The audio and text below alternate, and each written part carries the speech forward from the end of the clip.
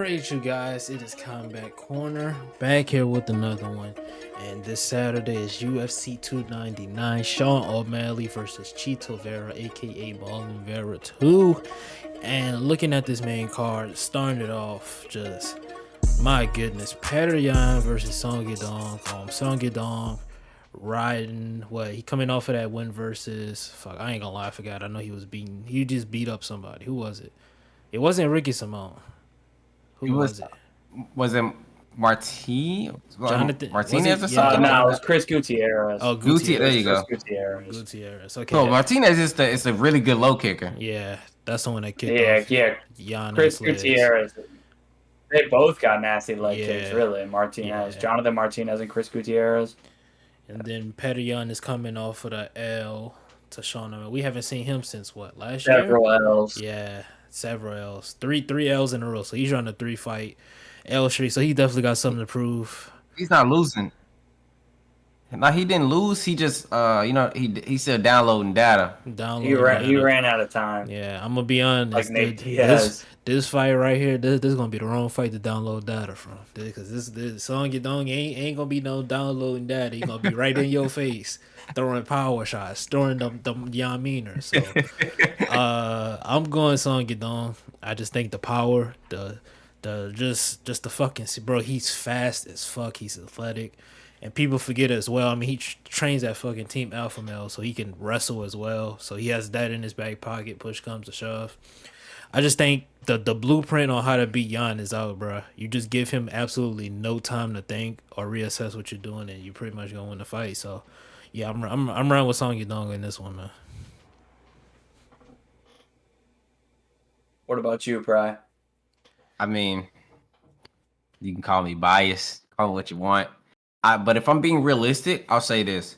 Song Yadong leaves himself extremely open to counters because he wings shots. And Yan is like, I mean, you can go back to the O'Malley fight. O'Malley got caught himself.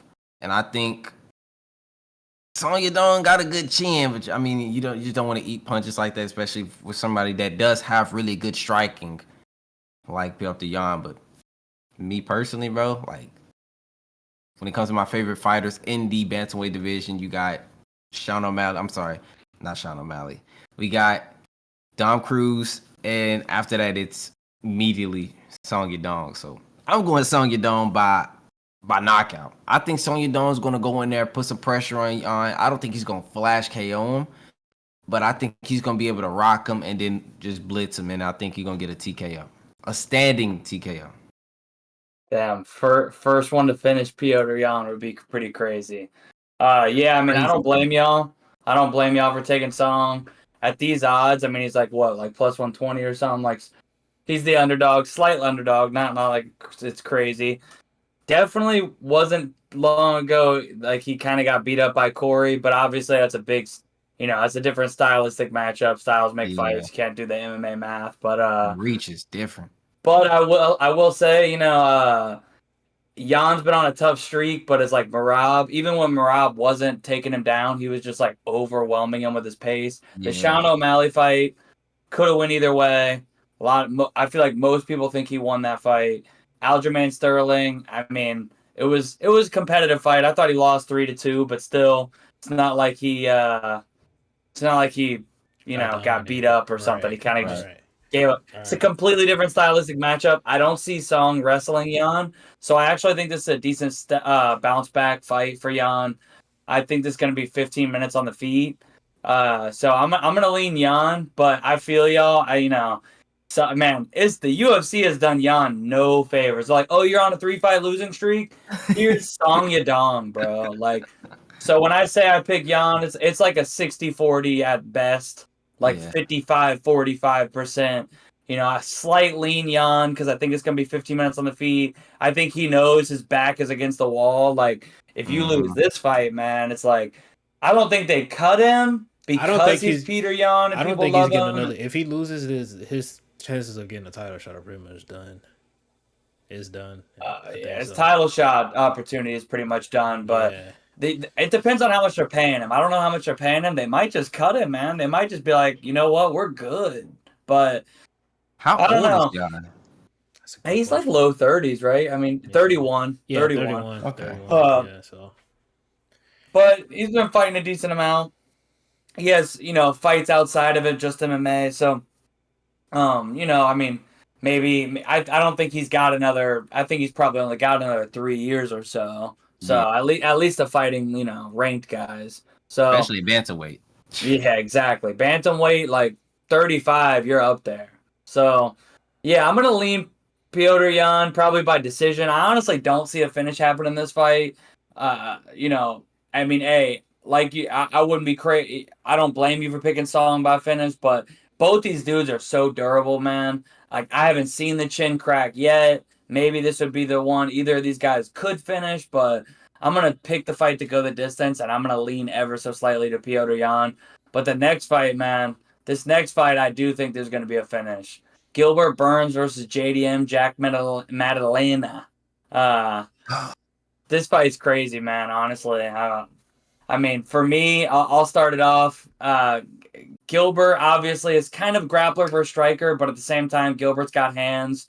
Definitely doesn't want to stay on the feet the whole fight. If he does that, he's getting boxed up because Gilbert's powerful on the feet, but he's kind of one shot, just trying to find like one big power shot. Whereas JDM not only mixes it up and throws combinations, but man, like he does something that not a lot of MMA fighters do great, and that's punches to the body, man. Like Yeah. this man rips guys to the body, dude.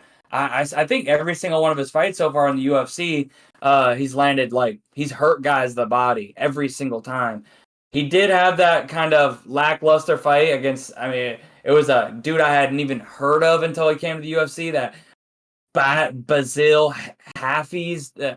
I can't even remember, but that fight was close, man. Like super close. A lot of people thought he lost, and he might have got off a little easy there. But obviously Danny Roberts, Ramazan Amir, that was a solid win, but still, it's like this is a step up for sure. Gilbert Burns is legit, and if Gilbert Burns gets him down, he's probably going to submit him. Yeah. But it's a big if. Is Gilbert going to get him down? Overall, man, I got to lean JDM. I just think he's got more left in the tank. I think Gilbert's kind of on the back nine of his career at this point. So I'm going to pick JDM to keep it on the feet and just land the better shots. I think I see a TKO, man, like a second round TKO. I think the boxing could start. He could overwhelm Burns. So I'm going to pick JDM, second round TKO. I still want to.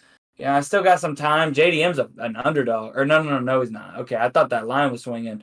It was like dead even, but it looks like he's actually like minus 122 on DraftKings right now. So yeah, I'm gonna pick JDM. I'm gonna pick him by TKO. What about y'all? Joe, you want to go or I go? Let me know. I really feel like this is a pick'em. Honestly speaking, I really feel like this is a true pick'em fight. Gilbert Burns is a dog, like a real dog, but like you mentioned, back nine in his career, like I don't know, he's 37 now, so I don't know. The whole JDM best boxing shit, bro, I don't see it. I'm gonna be honest. I really feel like he's a bit slow. He does go to the body, but like motherfuckers just see somebody go to the body and just automatically assume they have the best. But he does have like good boxing, but like the best, like come on, bro, I've seen better. Oh, I definitely don't think the best. I don't think he's the best. People definitely like to have recency bias and exaggerate, but no, not the best. But I think he's got better boxing than Gilbert Burns. Oh yeah, for sure. I think Gilbert Burns is probably gonna come up in here with a heavy grappling game plan. Can he get JDM down? That's like the big answer. That's like the fucking question for this fight, and I can't answer it because we haven't seen JDM's grappling tested. Like you said, if he gets JDM down, he's gonna submit. Like it's like when we talked about with the Pantoja thing. Like if he fucking takes your bag, bro, it's like clip. He gets JDM down. I don't think JDM is gonna like that level of jiu-jitsu is just fucking crazy. But if I had to pick, because I still think it's 50-50, I'd probably go JDM knockout. I just think the fucking power. He's a little bit more technical. He knows what he's doing with his boxing. Gilbert just fucking wing shots, especially that right hand. So I'm gonna go JDM with this one. Bri. Yeah, personally, I'm not gonna lie to y'all, bro. I do see why you guys choosing JDM, but I think Gilbert Burns is gonna go in there And remember what Gilbert Burns said something about his wife said, who complaining about him like not wrestling. I don't know if y'all seen it. I His wife saw said that something clip about on him like Twitter. not wrestling or him needing to wrestle or something like that. I think he knows he's on that back end of his career. And I mean, one knockout, bro. Gilbert Burns, like any hopes of him even smelling a title shot is gone. Like right now, nobody's really thinking about Gilbert Burns. But if he goes in there and gets like a finish or does something crazy, I mean, a title shot could definitely be in the picture. And I think he's going to go in there, play it safe, look to wrestle, gas him out, get a decision. I don't think Gilbert Burns is getting a submission finish. I think he's going to get basically a decision win based off on just pure control time. So I got him with a decision win, but I also not to play like, oh, hell to this, but I wouldn't be surprised if he does get a submission because, I mean, it's Gilbert Burns. Who do you have next? What's next on that card? That's Kevin Holland. Oh, man. Oh, Kevin Holland, Michael Venom Page. I'm not gonna lie to y'all. A special term in the MMA community is called fraud check, and that's what Michael Venom Page is about to get, bro. Like, damn, I thought that was gonna be my take. I didn't expect you to. Anybody else. Bro. Michael Venom Page is about to get cooked. He should have came to the UFC about how many years ago? Like 3-4 years. Like he been beating up cans, bro. If I'm being honest, like. He's about to get taken, and Kevin Holland knows what he's going up in here against. Pretty sure his confidence is going to be high. And I mean, it's Kevin Holland. Like, you can't beat him mentally. So, personally, I'm going Kevin Holland. I'm giving him the knockout, bro. I'm giving Kevin Holland a knockout. I'll give him a third round knockout. I'm late going, finish takes Michael Venom Page to that place. I'm not Michael Venom Page. I'm gonna say this: he's 36. He's been fighting number cans in Bellator. I saw the pictures of him in the UFC shorts. He looks out of shape as fuck. I just don't think he's by the slightest better than Kevin Holland. That karate stance shit that does not matter. I actually got Kevin Holland by sub.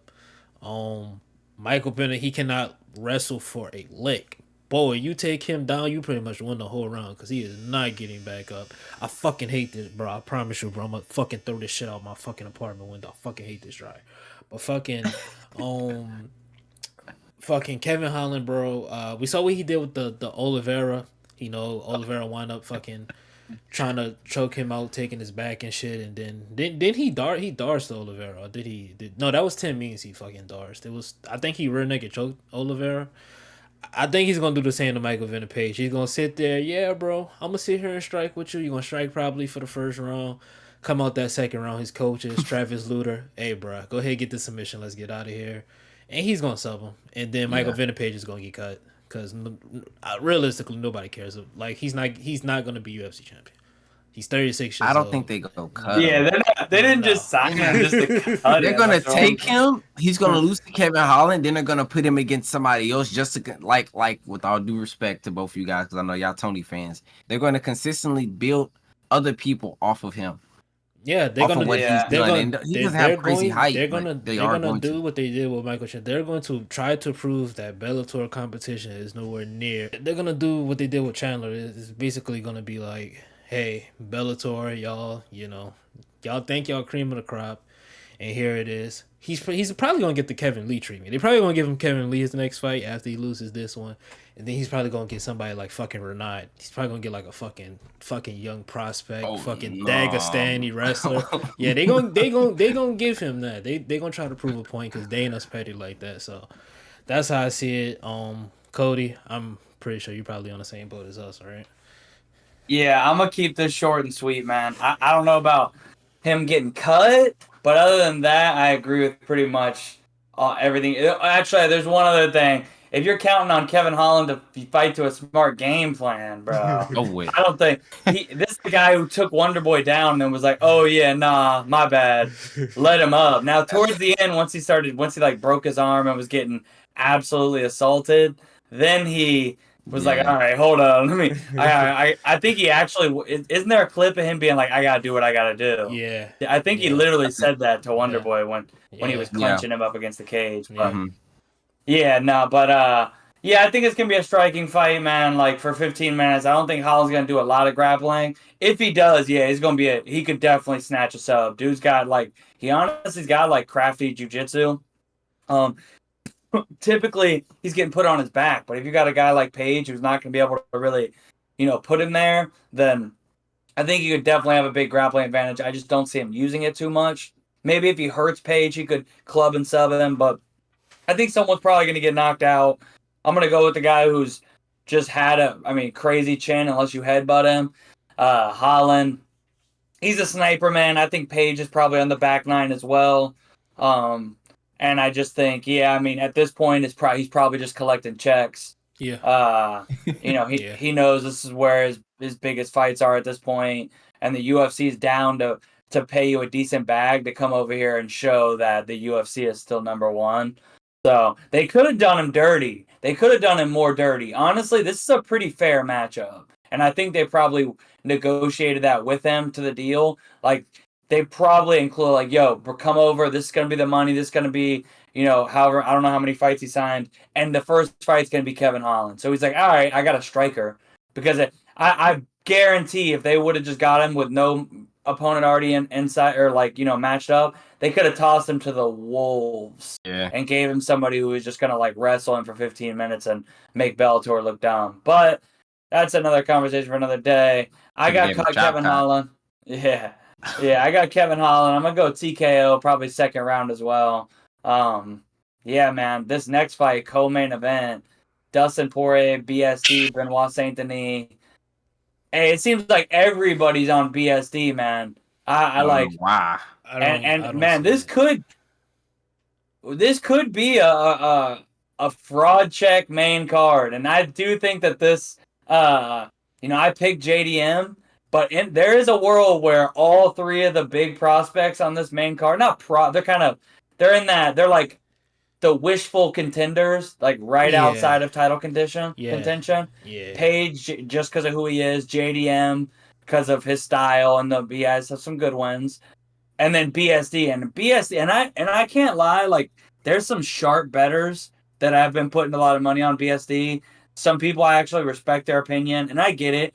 Like at the end of the day, momentum is a thing in this sport, and Dustin Poirier's coming off a knockout loss. It's kind of been up and down. You got to start to think, is he kind of collecting checks? I don't know, so I get the intangibles that people are putting on BSD style. He's got the confidence. He's got the momentum. Dustin Poirier getting a little older, not old, but he's getting up there. He's made a lot of money. He's knocked out Conor McGregor. Is he ever really going to touch that ever again? It's kind of tough to the classic get up in the morning when you're in satin sheets, whatever the hell. Yeah. I get all that, but at the end of the day, man, people forget, don't get me wrong, it was short notice, up a weight class. But this dude, it wasn't like it was so long ago that he was getting absolutely destroyed by Zaleski dos Santos. Now, again, Zaleski got about 20, 25, 30 pounds on Dustin Poirier. But, dude, that he got absolutely destroyed. And it's not like Zaleski is the greatest striker of all time. He's a big, dangerous guy with good striking. He was coming off a 2-3 year layoff too. It's not like that dude is extremely fucking active either. So yeah, and I see everybody BSD does mix it up well, and Dustin Poirier's takedown defense has been a little. It's never been his best attribute, but I just don't see BSD coming in here and really grappling him for a sustainable amount of time. I don't know. Everybody's using 35. People are using the 35 years old curse on this. I'm tired of it. But, this ain't bantamweight. This ain't even featherweight. 35. Okay, again, like I said, Dustin Poirier probably getting closer to the back nine, but still Dustin Poirier. I think he's got the crisper boxing, and I get all the intangibles, but just technically breaking him down, if BSD doesn't get a takedown, those first couple rounds, I see him getting cooked. Tough. Yeah. Maybe if he gets Dustin tired and he mixes in if BSD comes out here, mixes in a couple takedowns early to slow Dustin down, wears on him, then I could see him having some success on the feet. But I don't see him having success on the feet in the first round or two. I don't. So And Dustin Poirier, he can give you a hard 5 rounds. He can give you an easy hard 3 rounds. So, I do think Dustin Poirier as an underdog is looking kind of juicy. Everyone and their sister's uncle is on BSD, so I'm gonna let people continue to put that money on him. And we're gonna see what that line gets to. I wanted to just watch this as a fan, but it's starting to look like underdog bet territory when I'm seeing like right now. Currently, it's Dustin Poirier is like plus 155.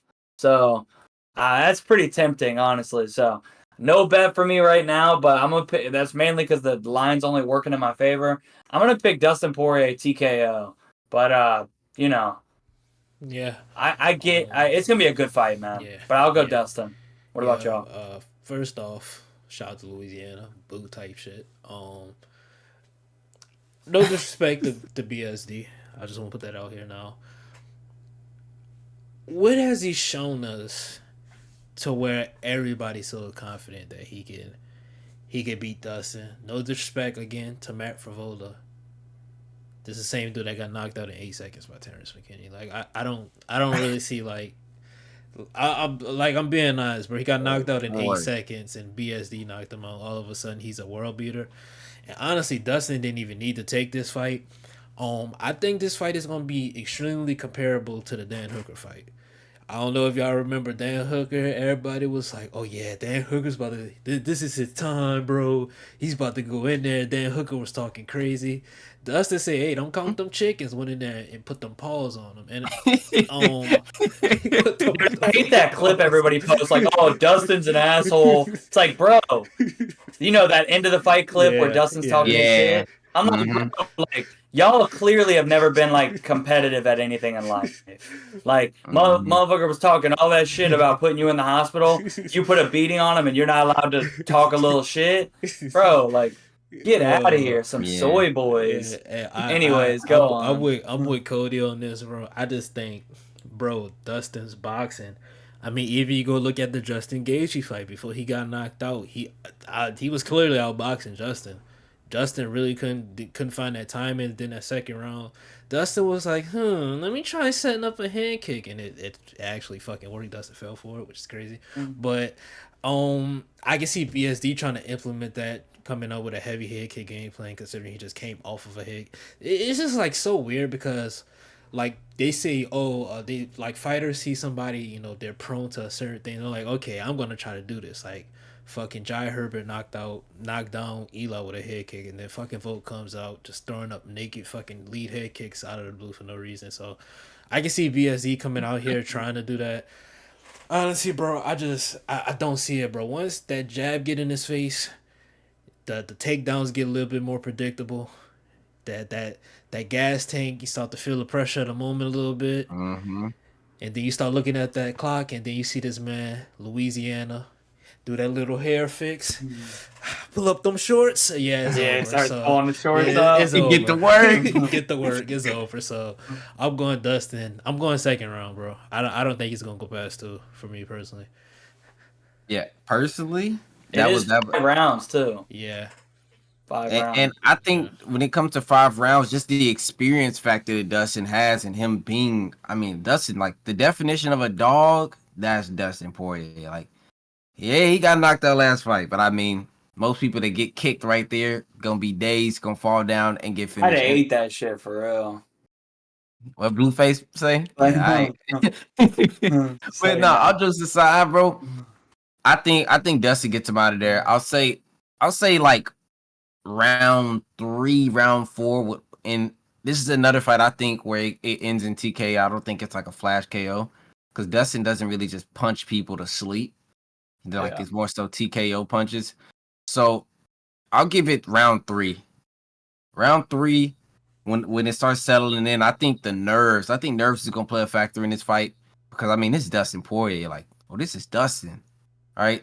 Dustin's not no slouch. Yeah, he's 35, but shoot, I still think he got a little bit left in the tank when it comes to being, at that top contender type of spot. So I'll give it round 3 knockout by Dustin Poirier, and the main event of the evening. Now, I'm gonna be honest with y'all, bro. I got Sean O'Malley versus anybody in that division, bro. Hey, not even like on some super fan shit. It's like it's like that Conor McGregor. He tells you what he gonna do, like, and it's like he's a sniper, bro. And I don't think anybody in that division is rocking with him, like when it comes to the striker, bro. And I could go into the whole Marab debate, but this is about Sean O'Malley versus Cheeto Vera. And now the first fight, we knew what the first fight was. And styles do make fights, but I watched Cheeto Vera get baked fried and deep fried versus who was that? Corey Sandhagen? Yeah, Corey Sandhagen. What, 50-45? Yeah. Like, and it was like his coaches was talking to him, bro, you need to go. Like, what? And it took him all the way to what, round 5 to actually start going? Cheeto Vera does not have a style to where he initiates acts. He literally sits back. He never wins rounds. Yeah, he doesn't win rounds. I compare him best to like Robbie Lawler. A lot of people would be like, Robbie is a bro. Robbie will literally sit there. He waits for that one perfect shot, bro. And that's like the problem. You start. He was losing to Frankie Edgar, bro. Yeah, he was losing to Frankie. I had Frankie like plus 500. He was losing to Frankie before the fucking front kick.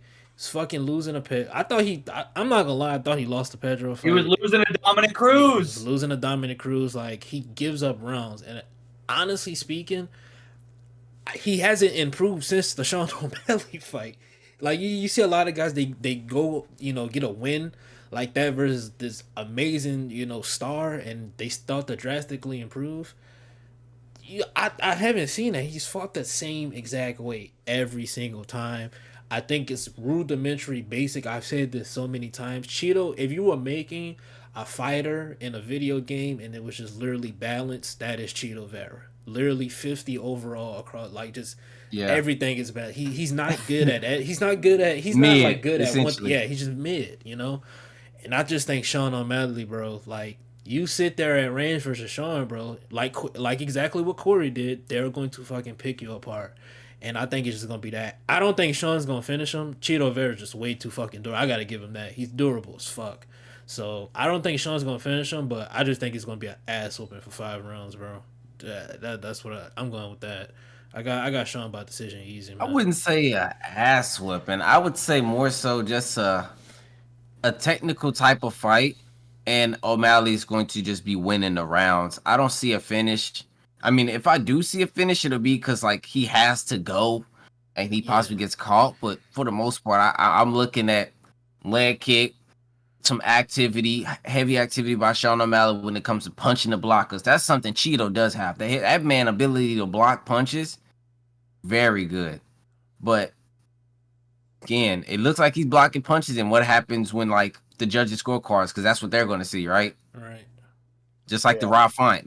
Like, if I'm being honest, Rob Font would have won that fight, but he just so happened to just choose to get knocked down every single round and lose the round. Font literally landed a bantamweight strike record on Cheeto. He literally just, like, at the end of every round, he just got knocked down. That literally was it. If he didn't get knocked down in like 3 of those rounds, he would have won the fight. Yeah, so, like, he would have won. He would have won. So yeah, I'm going decision. I'm going O'Malley by decision. Yeah, I got O'Malley decision. Yeah.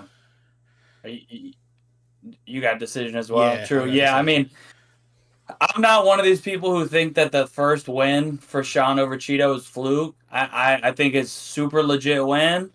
I mean, yeah, okay. Oh, super legit might be a stretch. It was a little fluky, but it was a legit technique. Like, was he trying? Was he like, all right, I'm gonna kick the fuck and what is that shit called again? I'm gonna kick that part of his leg that's just gonna turn it off. Like, of course not. But shit happens in a fight, and it's not like it's the first time. We've seen Sean O'Malley different injuries, but we've seen him have leg injuries to his leg mid-fight twice in 7 UFC fights. So it's not like it's completely fluke, but it was a little wild. I don't see if they fought 10 times that same result happening again. Yeah. But that being said, I do think the leg kicks are a good plan for Cheeto here. I think somebody to really try to go after Sean's legs, especially the calf, is probably, unless you have, unless you can put Sean on his back, that's probably the next best game plan. And I don't see Cheeto really being able to take him down. It's one thing when you have his leg dead, like he had him in the first fight. But I don't see Cheeto coming out here and wrestling. This is the dude who was getting out wrestled by Corey Sandhagen like 3 fights ago. And I know that's a different matchup, but like, bro, I don't.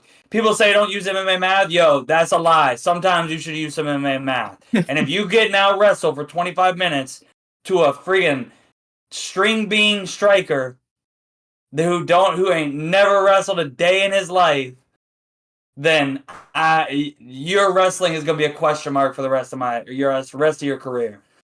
So at the end of the day, I think it was Jay who mainly touched on it. The first win was legit, but I think Sean has leveled up a lot more since the first fight.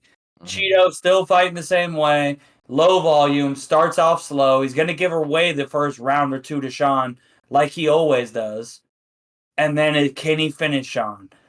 I think the only way Cheeto wins if he finishes him. If he destroys his leg and then catches him with something, or destroys his leg, gets on top of him, ground and pounds him like last time. I don't see him winning a decision here. I just don't see it. I don't see him submitting him. I think he's got to knock Sean out, or get him down, which is going to be a lot easier said than done. So I'm going to go with the guy I just think has genuinely gotten a lot better. I think also it's something to be said, man. You get like that 20-30% boost like a video game when you get that belt. And that's some real shit, man. When you got that belt, you got that championship swag. Some of that is also like tangible stuff, like you get to hire that better nutritionist. You get to hire the extra training partners to fly across the U.S. to come give you looks like your next opponent. You get to do things that you can't do when you're not a champion. But also, it's just, like I said earlier, and we were touching on, I don't remember which fight that was, like the Dustin Poirier fight or something. It's like that confidence, that momentum is something, man. When you're the champ and you're walking around genuinely like I'm that guy, like I'm the best in the division.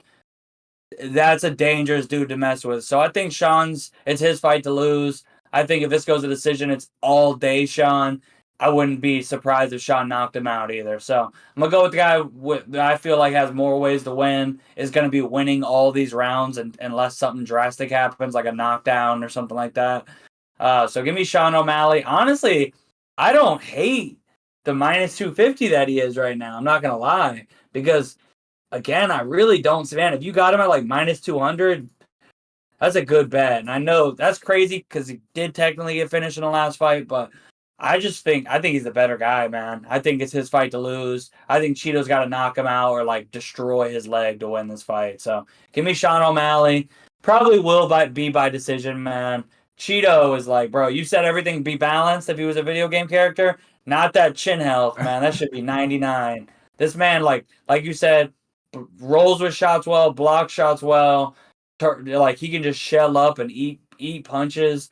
I will say though, man, if somebody could clip him, like Corey, he'll touch you up and he's real technical and tactical. Sean, like if you're gonna stand in front of Sean, man, you're probably getting knocked out. Yeah. He don't look like it, but I'm telling you, man, that dude, I don't need to tell you, you've seen it. But this man's hands, he's got power on them hands, man. Like that straight right and straight left from southpaw, like he's not some huge gonna knock you out with hooks or a big overhand right, but he's got good kicks, but mainly those straight shots from both stances. Mm-hmm. He'll snipe your head off. So if Cheeto gets too comfortable in that shell, Sean might snipe him through the guard. So I'm gonna take Sean by decision, but yeah. I don't hate minus 250, man. Honestly, I might be trying to parlay him up, honestly, and I don't do a lot of parlays, but I'm in agreement. We all got the same in the main event, man. Honestly, like that's pretty much it. But I will say this prelim card is crazy, bro. We got Gamrot versus RDA. That's gonna be a crazy grappling fest. And man, I get RDA's. Speaking of back nine, I hate to say it to your boy, but he is 3-1, bro. I mean, shit. That's kind of crazy, but I do think Gamrot's a lot bigger, and they're probably going to do a lot of grappling. Gamrot's the bigger guy with the wrestling advantage, but That's a pretty crazy fight, man. Also, Curtis Blades, Jailton Almeida. I was laughing before we started recording. Jailton had that crazy 25-minute boring sitting on top of Derek Lewis. Oh my goodness. And they were like, yeah, cool story, bro. Remember that title shot? No, thank you. And back to the prelims, buddy. So, hey, man, I'm not sleeping on Curtis Blades. I got Curtis Blades. I think Curtis. People sleep on Curtis Blades boxing. Curtis Blades about to put the paws on him, bro. Yeah. Curtis Blades about to knock him out.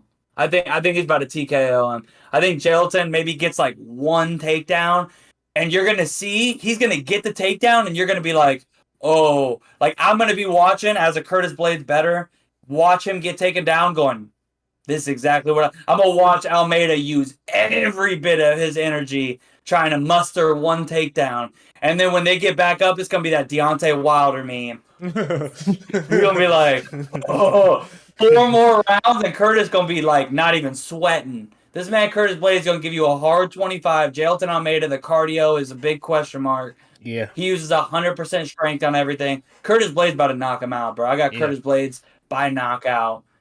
Maybe by inside the distance. I don't know if I'm gonna take him money line, KO. I don't know what I'm gonna do as far as the bet, but I'll 100% be putting a sizable bet on Curtis Blades. Yeah. Yeah, I got Curtis Blades too. Round 2 knockout. Yeah. Round 2 knockout. Yeah. Well, that's it for us. Let us know down below in the comment section, man. What do y'all think about UFC 299? What are your predictions down below in the comment section? Down below in the description. Follow us on all our social media platforms. It's been Cody Dank, Prioxis, JMMA with Combat Corner, and we will see y'all next time.